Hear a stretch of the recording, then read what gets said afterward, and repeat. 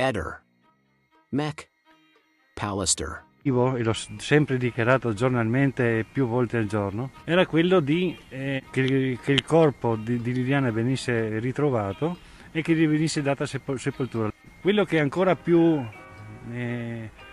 come posso dire, difficile è il fatto che ho sempre detto che non sopportavo l'idea che il corpo di Liliana fosse buttato da qualche parte come fosse immondizia. E questo l'ho ripetuto ogni volta che mi veniva chiesto un parere per dire, no? E alla fine dentro dei sacchi neri dell'immondizia. Poteva essersi allontanata da sola per suicidarsi, ma se doveva suicidarsi lo poteva fare anche a casa, questo mi è sembrato subito chiaro. E se invece era stata portata via da qualcuno con la macchina, beh, allora lo spazio dove cercare era quasi impossibile, no? E non sopportavo l'idea che il suo corpo fosse buttato in qualche bosco da qualche parte come spazzatura. Nei giorni precedenti a Natale mi era venuto l'impulso di andare a cercare attorno alle chiesette abbandonate, l'ex obitorio dell'OPP.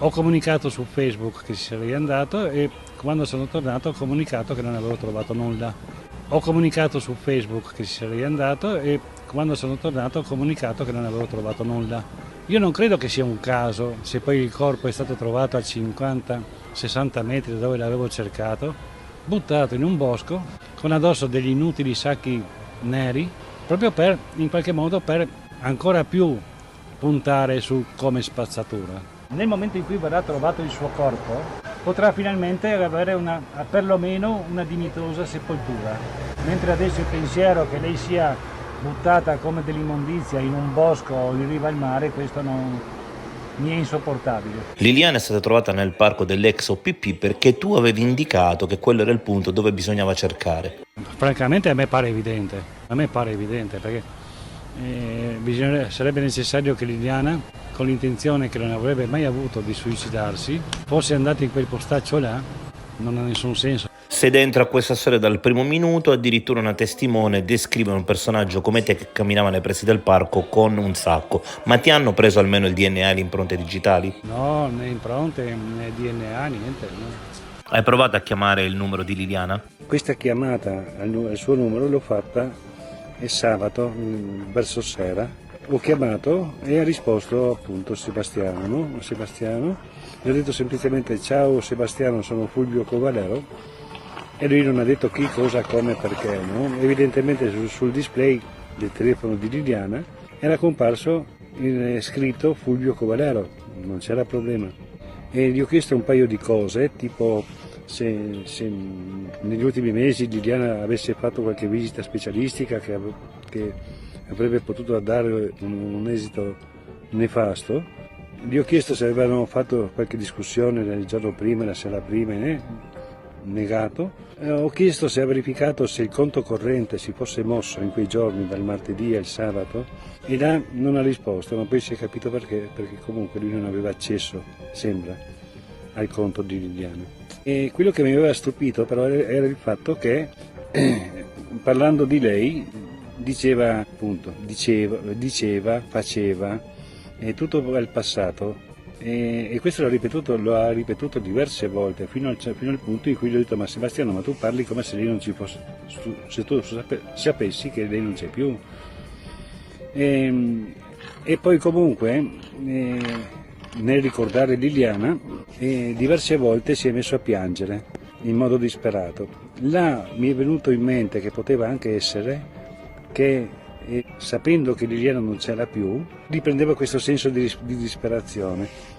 E allora ho iniziato a ipotizzare di avere la certezza che quella sera del lunedì fossero rientrati tutti e due a casa e non solamente Sebastiano.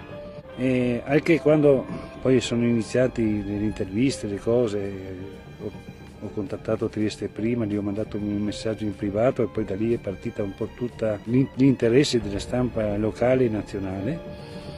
E avevo chiesto proprio a un giornalista di Trieste prima, io non potevo farlo perché ero un semplice cittadino, ma di andare su in via Verrocchio e chiedere ai vicini se avevano sentito rientrare il lunedì sera Liliana e Sebastiano, se li avevano sentiti assieme magari parlare a casa o se li avevano visto Liliana uscire quel martedì mattina.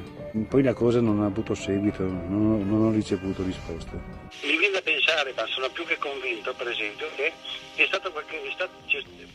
chi l'ha portata lì, adesso, e di conseguenza, secondo me, chi l'ha portata lì non è che ha fatto un favore a un amico, no? Per dire. È stata trattata con la massima cura. Secondo me chi ha fatto il tutto era una persona che le voleva bene. Nell'ipotesi che, perché tra l'altro poi c'è poco da dire, se lei fosse andata lì per suicidarsi, sotto le suole delle scarpe avrebbero trovato quella terra, le foglie di quel posto. Possono anche non appurarlo mai, ma questa è la roba più normale che si dovrebbe fare. E ovviamente se non trovano sotto le scarpe quel tipo di terreno di quel sito, non è che sia arrivata lì volando, no? Però eccolo, è dato per certo che comunque, perché sulle prime ipotesi io pensavo che poteva essere stata accompagnata là a piedi, magari stordita, magari. Però questa storia dei sacchi neri, secondo me li hanno messi addosso e anche attorno alla testa come impermeabili che non rilasci liquidi.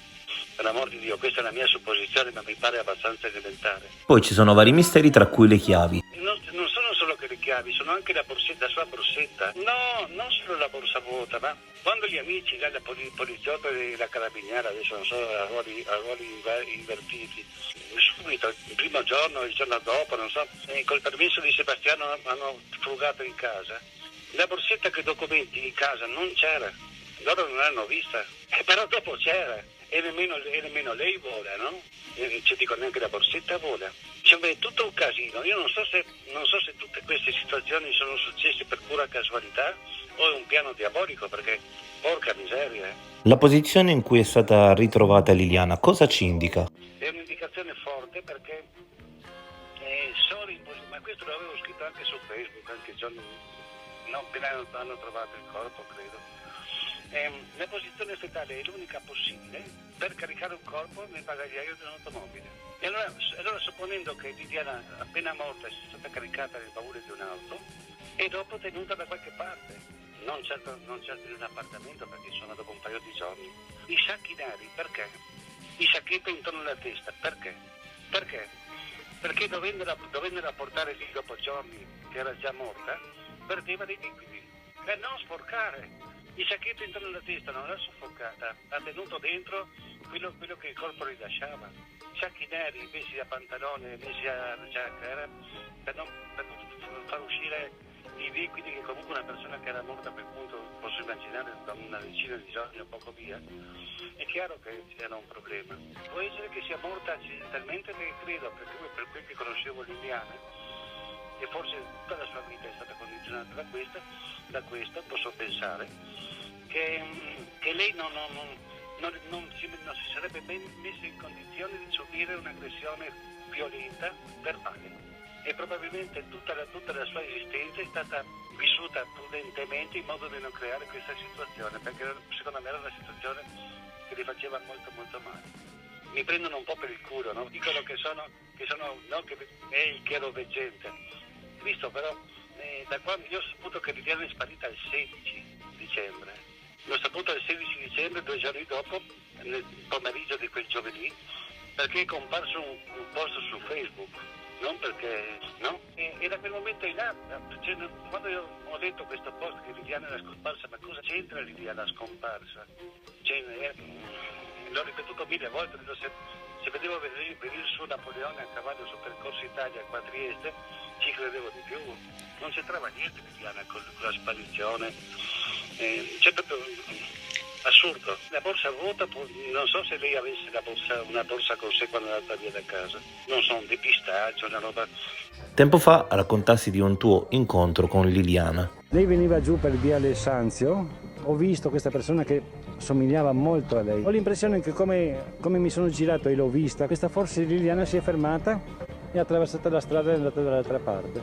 Che fosse in uno stato d'animo, no? Non voleva farsi vedere in quelle condizioni, magari stava piangendo o era triste. Era il giorno della scomparsa? No. Sarà 2 mesi prima che non mettono assieme le date, le informazioni. Credo che quella situazione si sia verificata, credo all'inizio di ottobre.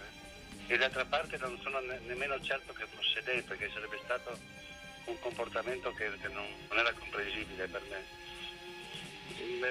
Mi è rimasto il dubbio se era lei, non ero nemmeno certo, però vi ripeto, la memoria doveva essere i primi di ottobre. E tu invece dove eri il 14 dicembre? Sì, no, la mattina del 14 intende. Allora, succede questo, io spiego. Allora, io sono, da quando ho iniziato a correre, sono tifoso di Verstappen. Domenica 12 c'è stata l'ultima gara che praticamente ha vinto il campionato mondiale, no? Verstappen. E praticamente io non ricordo, perché non pensavo di dovermi ricordare cosa ho fatto il 12, il 13, il 14, il 15, per dire. Però sicuramente ero a casa e mi sbroccolavo a vedere i filmati che su YouTube venivano fuori di questa vittoria del campionato mondiale. Non pensavo di dover giustificare il 14 cosa stavo facendo, ma quasi certamente l'ho trascorso a casa. Nessuno mi ha chiesto cosa ho fatto il 14. Il problema è che i giornali, le televisioni private, chi l'ha visto, e quarto grado e tutte queste robe qua devono dire qualcosa, no? Perché comunque la questione di Liliana ha tenuto banco e crea grossi interessi. E quindi ogni giorno c'è qualcosa, viene fuori una voce, un qualcosa. Non so, dicono che io ho segnalato dove trovare il corpo, ma insomma, allora adesso è chiaro che qualsiasi telefonata che arriva ai carabinieri, alla polizia o chi che sia è ultra registrata. Se la telefonata è arrivata ai carabinieri e alla polizia, ma è matematico che è registrata. Questo magari la persona che ha telefonato può aver camuffato la voce, però sicuramente non è collegabile a certe voci.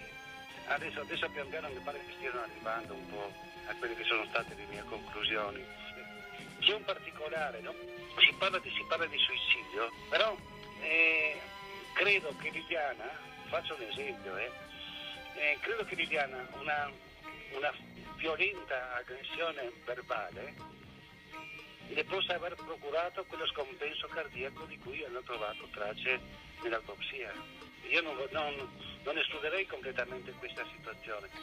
Allora, se questa ipotesi fosse vera, chiaramente se c'era Sebastiano con lei e che l'ha aggredita verbalmente fino a farle scoppiare di tensione, ma Sebastiano avrebbe telefonato al 118 e avrebbe detto: guardate, mia moglie ha avuto questo malore. E suo marito? Cioè, allora, no, io immagino, negli ultimi giorni ho preso in considerazione queste ipotesi, anche perché conoscendo la sensibilità, il carattere in vita e questa roba qua, Liliana un'aggressione verbale forte, senza nessun cenno fisico, ma semplicemente accusandola di qualcosa, no? Una grossa incazzatura che subiva, magari e sapendo di non aver colpa, di non aver, no? Questo potrebbe averlo provocato lo scompenso cardiaco. Io sulle prime ho pensato che il fatto di averla vestita in quel modo, il sacco nero messo come calzoni, il sacco nero messo come giacca, diciamo, no? Dalla testa in giù, il sacchetto attorno alla faccia, che comunque non ha provocato soffocamento. Io credo la posizione fetale, secondo me la posizione fetale è un'indicazione molto forte. Se ha fatto una lista di cose che vanno controllate, che avrebbero dovuto essere talmente ovvie, dimostra il fatto che tutti questi 25 punti non sono stati nemmeno sfiorati dalle indagini. Di prendere il DNA a più persone, a me stesso, certo io mi sono esposto in maniera notevole, no? Tanti mi hanno detto chi te l'ha fatto fare, no? Insomma, credo che Liliana che è scomparsa in questo modo, con tutte le voci che venivano, le insinuazioni, ma non su di me e anche oltre. La mia esigenza primaria era che il corpo di Liliana venisse trovato e gli fosse data degna sepoltura. Se noi prendiamo una cartina della zona di San Giovanni, quello dove è stato trovato il corpo è il posto più vicino, il posto dove era possibile lasciare il corpo, il più vicino possibile è la chiesetta. Se noi facciamo un cerchio attorno non c'è nulla, non c'è un posto dove si possa lasciare il corpo così vicino dalla chiesetta dove io l'ho cercato. Prima di andare fisicamente là della chiesetta mi sono posto un mare di domande, perché comunque se io andavo lì e trovavo il corpo di Liliana basta, ero fregato, no? Cioè, è stato estremamente rischioso per me. Dopo tutto sarebbe stato da dimostrare, però è chiaro che cadevo nel massimo sospetto possibile, non come facevo a sapere che era lì. Non riesco a giustificare nemmeno adesso perché sono andato a cercare lì, figurarsi se lo trovavo. Non c'è tanto modo di lavorare di fantasia. C'è una persona che viene uccisa viene buttata da qualche parte, non certo in mezzo al Corso Italia. No? E quindi le immaginavo buttata in un bosco o in riva al mare, avevo scritto pettinato. Credendo poco alla riva al mare per me. Non si è allontanata spontaneamente, perché se si fosse allontanata spontaneamente, per quel che io conosco Liliana di carattere, lei poteva anche allontanarsi, però appena si era allontanata telefonava a Sebastiano e gli diceva: guarda, devo stare un po' fuori per conto mio, sto bene, non preoccuparti per me. Non l'ha fatto, e questo è stato subito un pessimo segnale. È venuto, non so come dire, mi è arrivato possono sembrare puttanate, però ho sentito l'esigenza di andare a vedere lì, dove c'è la chiesetta di Roccata, prima di uscire sulla via Valerio. Quando poi sono comparse le prime immagini che hanno trovato il corpo, si vedeva sullo sfondo quello che è il museo dell'Antartide che è su nel comprensorio. E ho capito che dove l'hanno trovata era attorno alla chiesetta, poi alla fine. Io mi sono fissato di andare a cercare lì. Non ha motivo, non c'è motivo. Però sono andato a cercare lì e quando poi hanno trovato il corpo e mi sono accorto che il corpo era stato trovato a 70 metri da dove l'avevo cercata, una premonizione, non so spiegarmela, però è successo e sono andato lì. Tu credi a ciò che dice Claudio Sterpin? Sì, fondamentalmente, perché anche lui lo conosco da 40 anni, non è che lo conosco da ieri. Gli credo, però purtroppo Liliana non può né confermare né smentire il racconto di chiunque. Ehi, non dimenticare di iscriverti a questo canale.